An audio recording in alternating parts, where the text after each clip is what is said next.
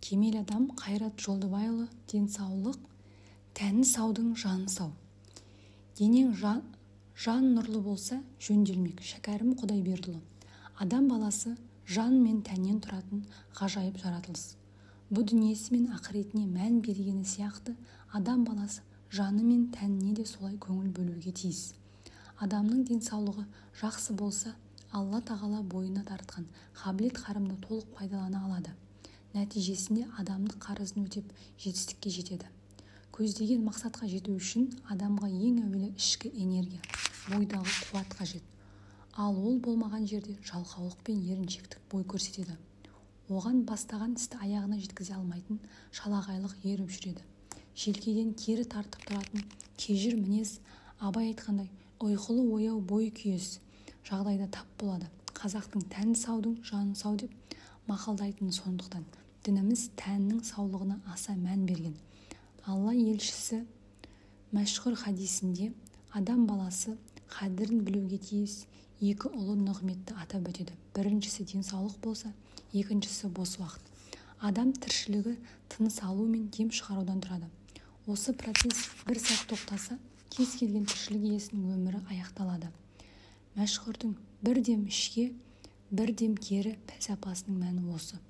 Бұл процесс өз кезегінде адам денсаулығына тікелей қатысты болғандықтан.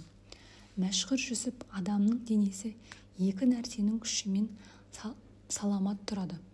Бұл екі нәрсенің бірі қызыл қан, бірі бұзылған қара қан. Таза қызыл қан екі дем алыстың бірімен ауадан ішке қарай кіре береді.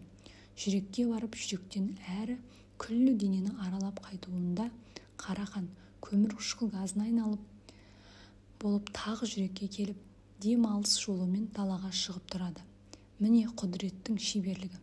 Ішке қарай кірген дем қызыл қан, далаға шыққан дем қара қан.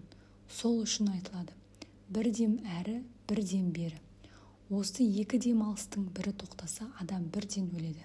Дей отырып, 6 нәрсенің маңыздылығын атап өтеді. Бірінші, бұл екі дем алысқа жақсы ауа керек. Адам өзін таза ауада сақтауы керек. Екінші, бұл екі дем алысқа күш беруге жақсы тамақ керек. Қазақ мақалында ауру астан, дау қарындастан деп айтылады. Үшінші, екі дем алысқа күш беруге әрекет өскін. Қазақша айтқанда қимыл қозғалыс керек. Ұйқы мен ояулықты қалыбынан асырмай, кемітпей, орта әдетпен үйрету керек. Шаттық керек. Адам өз көңілін өзі төмендетпеу керек. Қазақта ит өз құйрығын өзі алып жүрмесе, оны кім алып жүреді деген мақал бар. Оның мәнісі адам өз көңілін өзі көтеріп жүру керек деген сөз. Алтыншы, ашу, қорқу, өкініш сияқты сезімдерден аулақ болу керек. Бұл айтылғандардың бірде-бірі адамда жоқ болса, ол ауруға шалдығады. Не қалыпынан асып кетсе, онда жаман болады. Аса қорыққаннан, аса қуанғаннан, не зор ашу қысқаннан өліп кеткендер де болған. Мәшһүр Жүсіптің денсаулықты күтуге қатысты атап өткен жоғарыдағы шарттардың ғылыми астары барын аңғару қиын емес. Аталған шарттарды ғылыми еңбектерден де кездестіруге болады. Бұл жайлы доктор Рахман Муджибурдың 2018 жылы жарық көрген «Как восстановить утраченное здоровье» атты еңбегінде айтылады. Ол әрбір шартты жеке-жеке кеңінен талдап, ғылыми тұрғыда түсіндіруге тырысқан. Кітаптағы сауатты тамақтануға қатысты мәліметтер осы еңбекке негізделіп жазылды. Денсаулықты күтуге қатысты мәшһүр Жүсіптің жоғарыда айтқан таза ауамен дем алу, сауатты тамақтану, қозғалыс, дұрыс ұйқы, көңілді көтеріңкі ұстау, уайым қайғыға салынбау шарттарына жеке-жеке тоқталып, кеңінен талдап көрелік.